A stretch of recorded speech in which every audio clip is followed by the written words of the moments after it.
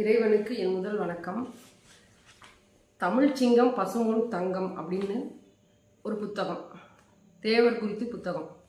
இதை எழுதினவர் மதிப்புறு முனைவர் கருத்தப்பாண்டி ஐயா. இந்த புத்தகத்தை படிச்சிருக்கிறேன். இந்த புத்தகத்தில் தேவர் குறித்து சொல்லியிருக்கிறதான சின்ன சின்ன குறிப்புகள், அதை மட்டும் நான் இங்கே பகிர்ந்து கொள்ளலாம் இருக்கிறேன். ஏன்னா படித்ததில் கொஞ்சம் பிடித்தது, அதை கொஞ்சம் பகிர்ந்து வைக்கணும் அப்படிங்கிறதுக்காக. அதாவது எல்லா மனிதர்களும் வாழ்கிறோம் சாகுறோம் அப்படின்னு இல்லாமல், வாழும் மனிதர்களில் சாமானிய வாழ்வு தாண்டி வரலாறாக வாழ்கிற மனிதன் வந்து அவங்க தான் ஒரு சிலர் தான் அப்படி அவங்க வரலாறாக மாறி வாழ்ந்திருப்பாங்க. உலகிற்கே பெருமை சேர்த்த அந்த பெருமக்களில் மிக முக்கியமானவர்கள் பசும்பொன் திருமகன் அப்படின்னு சொல்லி ஆரம்பிக்கிறார் இந்த எழுத்தாளர். ஒவ்வொரு நாட்டிலையும் ஒவ்வொரு தலைவர்கள் இருப்பாங்க. சேகுவாரா, தேசத்தந்தை மகாத்மா காந்தி, பிடல் காஸ்ட்ரோ, இப்படி எத்தனையோ தலைவர்கள் இருக்காங்க. இப்படி இந்த தலைவர்களில் தத்துவமாக ஒரு தலைவர் வந்து ஒரு தலைவர் மட்டும் இல்லை, அவர் ஒரு தத்துவம்.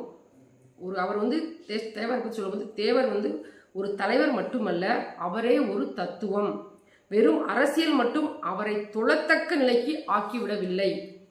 அரசியல் மட்டும் பேசுகிறவர் வந்து அவர் அரசியல்வாதிகளை விட மேலானவர். ஆன்மீக ஞானியும் கூட வரட்டு அரசியல்வாதிகளிடையே ஆன்மீக அரசியல் நடத்தி அவரது பாதை புதியது, பெரியது, பறந்தது அப்படின்னு சொல்லி ஆசிரியர் சொல்றார். தேவரை பற்றி சொல்லும் பொழுது ஆசிரியர் நிறைய விஷயங்கள் நிறைய சொல்றாரு.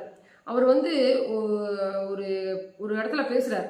1955 வடக்கன்குளத்தில் ஒரு ஆறுமுக நாவலர் விநாயகர் கோவில் கூட்டி அங்கே வந்து கும்பாபிஷேகம் நடத்துது. அப்போ அங்கே கூட இருந்த கிறிஸ்தவ பாதிரியாரெல்லாம் சேர்ந்துட்டு அந்த கிறிஸ்தவங்களாம் சேர்ந்து அந்த குடமுழுக்கு விழாவை தடுக்கும் பொழுது அப்போ உடனே அந்த தேவர் அங்கே பேசுகிறார். சர்வ மதங்களும் இறைவன் என்ற வீட்டுக்கு போகும் வெவ்வேறு பாதைகள். எல்லா மதமும் இறைவன் என்ற ஒரு வீட்டுக்கு போகக்கூடிய பாதைகள் தான்.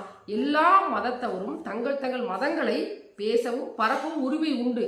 ஆனால் எந்த மதத்தின் நிகழ்ச்சியையாவது அடுத்த மதத்தவர் தடுத்து நிறுத்திவிடலாம் என்று நினைத்தால் அது தவறான விளைவுகளை ஏற்படுத்தும்.